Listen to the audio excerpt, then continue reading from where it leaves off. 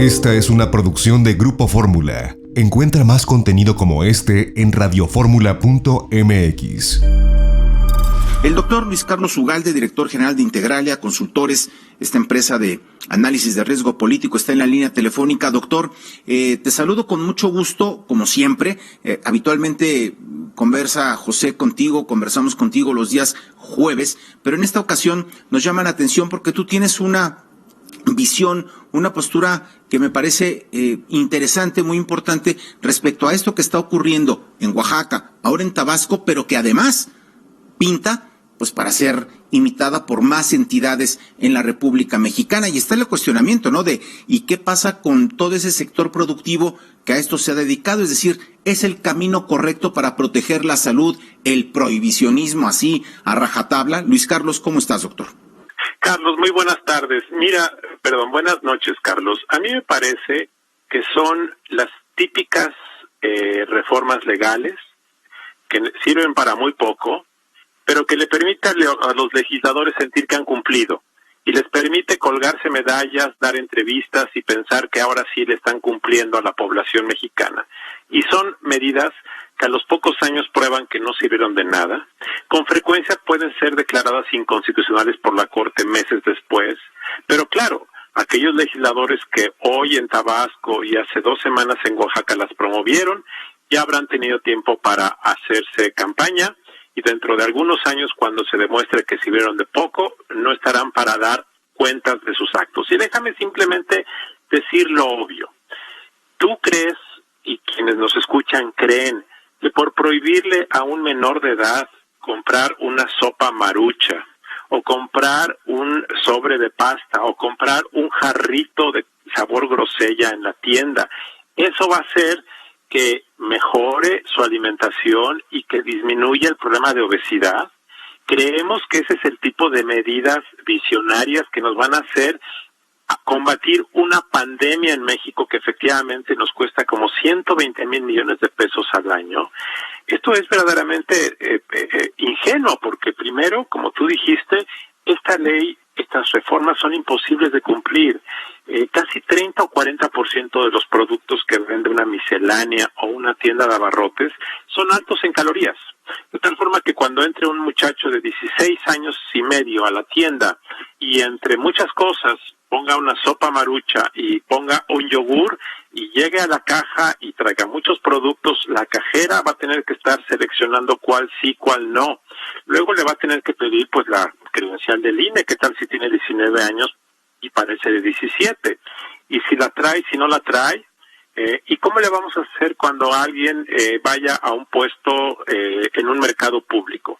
¿O quién va a estar vigilando que esta ley se aplique en una tienda rural en la Sierra de Oaxaca? Entonces, son preguntas porque, como me decía un amigo abarrotero de Oaxaca, me decía, mira Luis Carlos, yo prefiero prohibir la entrada de niños y de jóvenes menores de 18 años a las tiendas que estar con un problema de implementación, porque son las cajeras, es el que despacha, es el que está en el mostrador, quien tiene que estar resolviendo esto. Y me dijo, yo creo que esto se va a convertir rápidamente en letra muerta. Pero imaginemos, Carlos, imaginemos que se puede cumplir porque hay inspectores y hay cámaras videograbando todas las misceláneas y las tienditas de Oaxaca y de Tabasco, que deben ser más de 60 o 70,000. Compran cámaras para que se vigile y se cumpla estrictamente. La pregunta es si esto resuelve, porque a lo mejor el niño no puede comprar un refresco en la tienda, pero le venden un vaso de agua de horchata que tiene 280 calorías, más que un refresco que debe tener como 150 o 180. Y no le van a vender un panquecillo, pero se va a comer una torta de tamal que tiene como 400 calorías y no va a poder comprar un Boeing de naranja delicioso, pero se va a comprar un atole que tiene 600 calorías. Entonces, la pregunta es, si se quiere combatir realmente la obesidad, ¿por qué prohíbes solamente los productos envasados y no prohíbes todos los productos de alto valor calórico? Y la verdad es que el atole y los tamales tienen muchas más calorías que los productos envasados. Claramente los productos envasados tienen un tema, que al ser procesados tienen sodio y perseverantes que tienen otras afectaciones, eso es cierto. Pero hablando estrictamente en términos de obesidad, la comida típica mexicana y las fritangas y los pambazos suben muchísimo más de peso. El tema es que entonces, en lugar de estar seleccionando qué artículos prohíbes en las tiendas, hay otras medidas mucho más sensatas. Por ejemplo, sería más útil que pusieras un impuesto al azúcar, al sodio y a las grasas vegetales, de tal forma que cualquier persona que quiere producir, ya sea para el puesto de quesadillas o para su puesto de aguas de horchata o para producir refrescos embotellados, sepa que si va a ponerle mucho azúcar, pues va a tener que pagar un impuesto y entonces se dará un incentivo para que empiecen a sustituir hacia edulcorantes no calóricos. O bien, si efectivamente quieres atacar este problema, deberías de exigir que el gobierno federal termine de instalar bebederos en todas las escuelas del país. ¿Qué caso tiene estar prohibiendo esto cuando hay muchas escuelas que no tienen bebederos? El gobierno de Peña Nieto desde 2014 se comprometió a usar el impuesto a refrescos y a golosinas de alto valor calórico para instalar 27,000 bebederos. Solo han cumplido la mitad. ¿No sería eso más importante? Y pongo otro ejemplo de cosas que se pueden hacer y son más relevantes. El gobierno mexicano más o menos gastó en 2019 500 millones de pesos. 500 millones de pesos en prevención de la diabetes y la obesidad. ¿Sabes cuánto recaudó en 2019 por impuestos a refrescos y golosinas? Recaudó más o menos 48,000 millones de pesos. Quiere decir que está invirtiendo el 1% de lo que recauda para combatir la obesidad. Solo el 1% lo invierte realmente en campañas de prevención. ¿Qué no sería más lógico que los diputados que están tan activistas prohibiendo cosas imposibles de cumplir, mejor que le exijan al gobierno federal que aumente por 10 el presupuesto en prevención?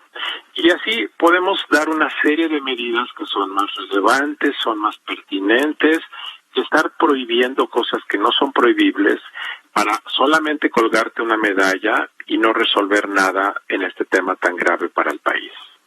Pues Luis Carlos, muchas gracias. Me parece que apuntas en un sentido con mucha lógica, con mucha sensatez en términos, decían, ¿dónde está la industria, ¿no?, de las bebidas azucaradas? ¿Dónde está la industria de las frituras, de los pastelillos? Pues exponiendo o defendiéndose. Y me parece que ahí también hay quien apunta a decir, es más fácil eso, estarles exigiendo lo que dices tú, cumplimientos de acuerdos que no se han concretado, digamos, responsabilidad social, pero operada y articulada de una manera mucho más realista, mucho más sensata. Me quedo pensando si México, de ser campeón en obesidad, en diabetes, en hipertensión, de la noche a la mañana es viable pasar a ser así, por decreto, por modificación de la ley, ¿no?, en los congresos estatales, que pasado mañana vayamos a ser todos varitas de nardo, ¿no? Es decir, es complejo esta aspiración y hace mucho más sentido un camino menos lucidor quizá, porque esto no sé qué tanto luzca al final de la historia, pero pues mucho más sensato, mucho más objetivo, ¿no? Así es, Carlos. Lo que pasa es que las medidas reales que dan resultados significa que el gobierno debe gastar más y significa que son medidas de largo plazo.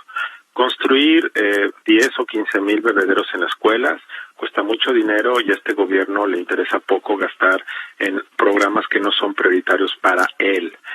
Segundo, que el gobierno gaste más en prevención, pues este gobierno lo menos que quiere es gastar. Entonces, dile al gobierno que invierta 5,000 millones el próximo año en prevención de la diabetes. Son cosas que no se ven, nadie te aplaude, no te dan votos. Entonces, los gobiernos les importa poco. Es más fácil prohibir, porque los otros son los que van a padecer. Quien va a ejecutarlo estos son la Secretaría de Salud.